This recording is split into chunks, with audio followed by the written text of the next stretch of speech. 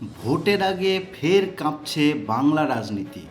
সকাল সকাল দক্ষিণ কলকাতায় কেন্দ্রীয় সংস্থার তৎপরতা, আর সেই তল্লাশির কেন্দ্রে উঠে এসেছে এক বিস্ফোরক নাম, সোনা পাপ্পু।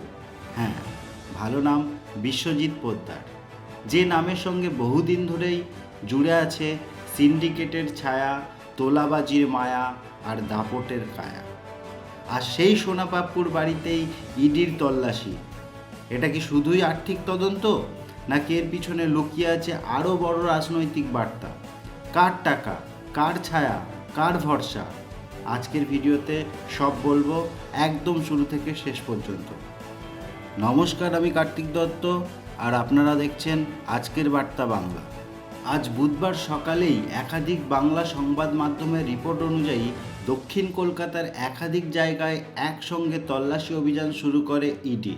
আর সেই তালিকায় ছিল কসবা এলাকার ব্যবসায়ী বিশ্বজিৎ পোদ্দার ওরফে সোনা পাপ্পুর বাড়ি। রিপোর্ট অনুযায়ী সকাল সকাল কেন্দ্রীয় বাহিনীকে সঙ্গে নিয়ে ইডি আধিকারিকরা পৌঁছে যান তার ফান রোডের বাড়িতে।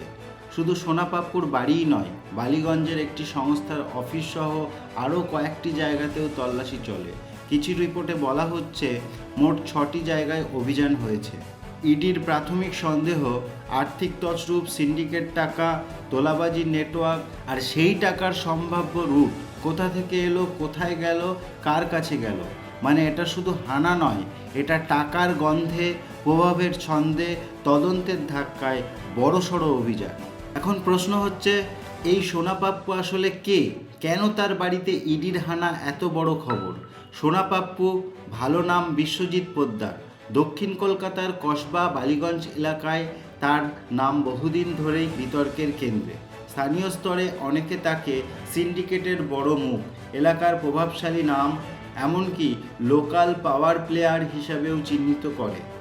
মিডিয়া রিপোর্টে আগে উঠে এসেছে নির্মাণ সংস্থা, কন্ট্রাক্ট, স্থানীয় প্রভাব, আর সেই সঙ্গে তোলাবাজি, ভয় দেখানো, চাপ সৃষ্টি, এই সব অভিযোগ ঘিরেই তৈরি হয়েছে অন্ধকার ইমেজ। ইডির সূত্র উদ্ধৃত করে বিভিন্ন রিপোর্টে বলা হচ্ছে, সোনা পাপ্পুর নামে আগে থেকেই একাধিক এফআইআর রয়েছে, বিশেষ করে তোলাবাজি, হুমকি এবং সিন্ডিকেট নিয়ন্ত্রণ। এই অভিযোগগুলোই এখন তদন্তের কেন্দ্রে। মানে ব্যাপারটা শুধু একজন লোকের বাড়িতে তল্লাশি নয়, এটা আসলে দক্ষিণ কলকাতার পুরনো প্রভাব, নতুন তদন্ত আর শহুরে ক্ষমতার আড়ালের গল্প। এবার আসি সবচেয়ে গুরুত্বপূর্ণ জায়গায়, ইডি কেন আর এখনই কেন? রিপোর্ট অনুযায়ী সোনা পাপ্পুর বিরুদ্ধে থাকা 4 থেকে 5টি এফআইআরের ভিত্তিতে গত কয়েকদিন ধরেই অনুসন্ধান চালাচ্ছিল ইডি। অভিযোগ কী? কসবা ও বালিগঞ্জ এলাকায় একাধিক সিন্ডিকেট নিয়ন্ত্রণ করা হতো, নির্মাণ সংস্থাগুলোর কাছ থেকে কোটি কোটি টাকা তোলা হতো, আর সেই টাকা নাকি পৌঁছে যেত প্রভাবশালী মহলে। এখানেই শুরু আসল রাজনৈতিক প্রশ্ন। কারণ সিন্ডিকেট যদি থাকে তবে ছাতাকে, টাকা যদি ওঠে তবে গন্তব্য কোথায়, দাপট যদি চলে তবে সাহস দেয় কে? এই প্রশ্নগুলোই এখন ঘুরছে।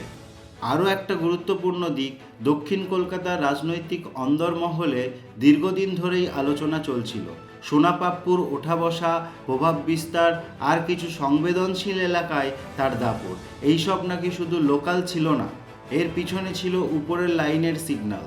তবে আমরা স্পষ্ট করে বলছি, কোনো আদালত, ইডি বা সরকারি নথিতে এখনও কোনো নির্দিষ্ট রাজনৈতিক নেতার নাম আনুষ্ঠানিকভাবে ঘোষণা করা হয়নি।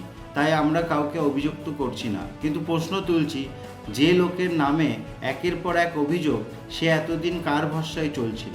সোনা পাপ্পুর নাম কিন্তু আজ প্রথমবার আলোচনায় আসেনি। কয়েক সপ্তাহ আগেই দক্ষিণ কলকাতার এক সংঘর্ষ ও গুলির ঘটনার পরও তার নাম সামনে আসে। একাধিক রিপোর্টে তাকে মূল অভিযুক্ত, প্রধান নাম বা ঘটনার সঙ্গে জড়িত প্রভাবশালী ব্যক্তি হিসাবে তুলে ধরা হয়েছিল। মানে এই নামের সঙ্গেই শুধু টাকা নয়, ভয়ও আছে। শুধু প্রভাব নয়, আতঙ্কও আছে। শুধু ব্যবসা নয়, বিতর্কও আছে। আর তাই আজ ইডি যখন তার দরজায় পৌঁছেছে, তখন সাধারণ মানুষ শুধু একটা খবর দেখছে না, তারা দেখছে একটা দীর্ঘদিনের ছায়া আজ প্রথমবার আলোর সামনে টানা হচ্ছে কিনা। সব মিলিয়ে আজকের ছবিটা খুব পরিষ্কার। ভোটের আগে বাংলা রাজনীতিতে ফের সক্রিয় কেন্দ্রীয় সংস্থা। দক্ষিণ কলকাতার এক বিতর্কিত, প্রভাবশালী, বহু অভিযোগে ঘেরা নাম সেই সোনাপাপ্পুর বাড়িতে ইডির তল্লাশি। প্রশ্ন একটাই, এখানেই কি শেষ, নাকি এই তল্লাশি থেকে বেরিয়ে আসবে আরও বড় নাম? কারণ বাংলার মানুষ এখন জানতে চাইছে এই টাকা কোথা থেকে এলো, কোথায় গেল, আর কারা এর ছায়ায় এতদিন নিরাপদ ছিল। আজকের এই হানা শুধু একটা বাড়িতে তল্লাশি নয়, এটা হয়তো বাংলার ভোটের আগে আরও বড় বিস্ফোরণের ট্রেলার। ধোঁয়া যদি ওঠে, আগুন তো কোথাও আছে। নাম যদি ছোট, ছায়া হয়তো বড়।